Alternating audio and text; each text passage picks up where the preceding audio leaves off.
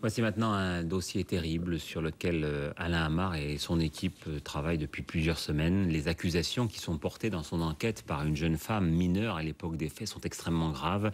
On a même peine à les croire pour certaines d'entre elles, mais c'est sa parole. Les noms qu'elle cite ont été recouverts d'un bip pour ne pas atteindre à la présomption d'innocence. Véronique a 20 ans. Depuis l'âge de 5 ans, elle a vécu l'enfer. Violée, prostituée par ses parents qu'elle a dénoncés et qui attendent de comparaître devant la cour d'assises, elle est parvenue à échapper à ceux qu'elle désigne comme ses bourreaux.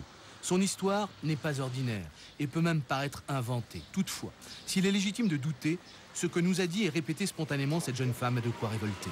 En particulier, lorsqu'elle affirme, malgré les menaces qui pèsent, dit-elle, sur elle, avoir fréquenté une secte satanique, les martinistes, avoir subi des tortures et torturé elle-même.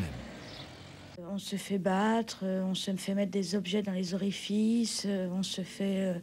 Il y a des fois des sacrifices d'enfants pour rendre grâce à Satan. Il y a beaucoup de choses comme ça. On tue un animal, on nous verse le sang sur la tête et le reste dans une coupole qu'on met sur l'autel. Et donc en fait, vos parents, comme tous les parents de ces enfants dont vous nous parlez, vendaient leurs enfants.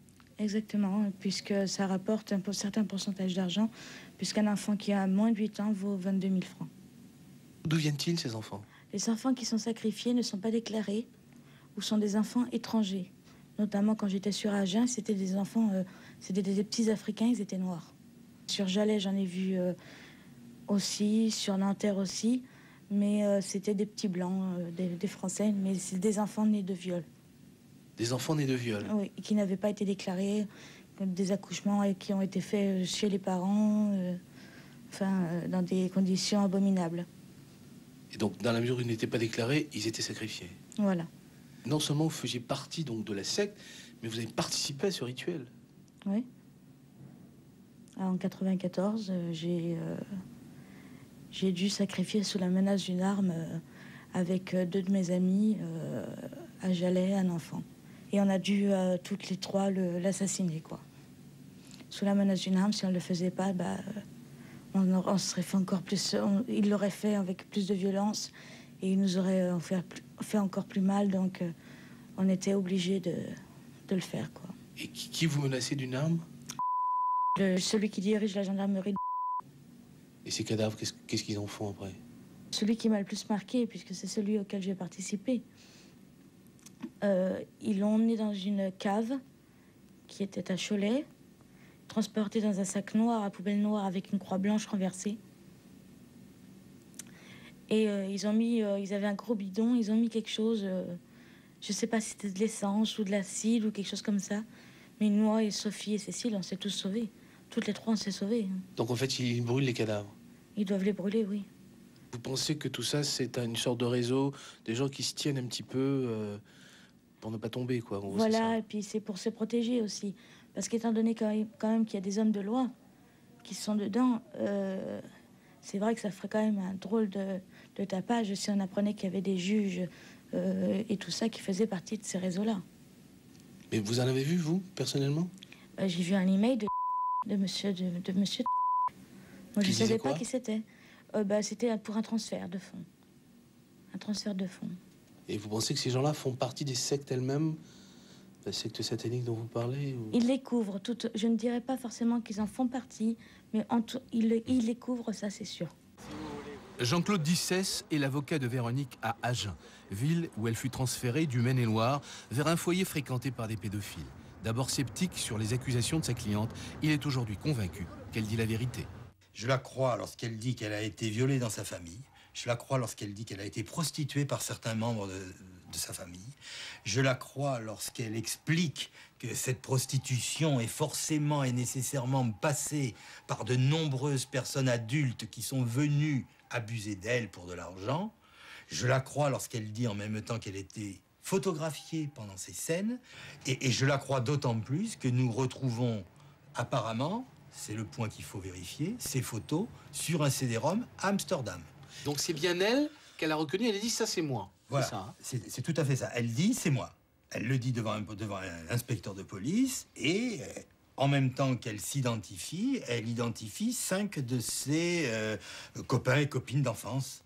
Ça signifie que si ce point s'avère exact, il faut nécessairement que ces enfants aient été soumis à des scènes pornographiques, que ces scènes aient été filmées et que ces photos aient été envoyées à Amsterdam pour atterrir sur un CD-ROM pédophile qui a été saisi par la police hollandaise dans le cadre de procédures en Hollande.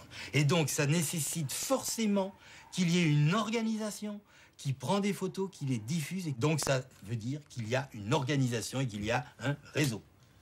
Véronique nous a conduits devant l'un des nombreux lieux où se passaient, selon elle, le 21 de chaque mois, des cérémonies sataniques. Alors c'est ici que je suis venue plusieurs fois. Notamment, je me rappelle bien d'une fois en 94, où je me suis retrouvée à un rituel satanique où il y a eu un meurtre d'enfant. Et donc on était monté au second. Voilà. Et là, il y a eu viol. On devait être 5 ou 6 enfants. C'était pas une très très grosse réunion. Là, il y avait beaucoup de gens, notamment des notables, mais que je ne connais pas forcément leur prénom. Voilà. Et vous-même, vous avez subi... Oui, j'étais là et j'ai subi. Il y avait mon père. Ma mère n'était pas là cette fois-ci. Son incroyable mémoire permet aussi à Véronique de se souvenir d'un coup de téléphone où elle entend parler de la petite Marion Wagon, disparue le 14 novembre 1996.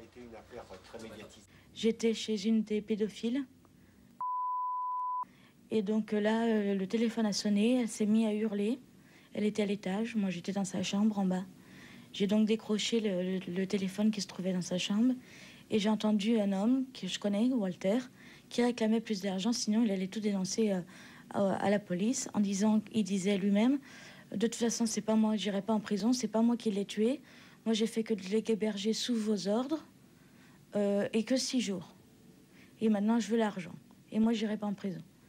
Et là, j'ai entendu Jean-Marc qui a dit comme ça, de toute façon, là où sont enterrés les Maccabées, ils sont pas prêts de les retrouver. Et vous avouez qu'ils sont enterrés, vous? Je pense qu'ils sont enterrés à Grand-sur-Lot, dans l'arrière-cour. Le cadavre de Marion serait éventuellement là? Je pense, oui. Des fouilles auraient été effectuées récemment, en vain. Véronique aurait-elle affabulé? En tout cas, sa déclaration laisse incrédule le père de la disparue. Quand on parlait de secte, oui, vous n'y avez jamais pensé, vous? Bien sûr que si. On a reçu des tas de courriers, des centaines et des centaines de lettres, mais c'est le côté auquel on ne veut pas penser, auquel on se refuse. Maintenant, bon, c'est vrai que les événements aussi de l'époque, pour reparler de l'affaire du trou, bon, nous ont fait... On se dit, bon, ça n'arrive qu'en Belgique, mais en fin de compte, ça peut se passer en France. Mais c'est le côté auquel on ne pense pas, nous. Un ancien commandant de gendarmerie, à l'époque chargé de l'affaire Marion, se souvient du coup de téléphone dont parle Véronique. On n'a pas été capable de savoir d'où venait l'appel, et l'appel arrivait chez un particulier. Nous n'avons pas été capables de remonter l'appel, donc on ne sait pas qui l'a passé. C'est vrai que j'ai entendu dire qu'il y avait une jeune fille qui avait fait des dépositions, mais je ne les connais pas parce que je ne suis plus actuellement dans la gendarmerie.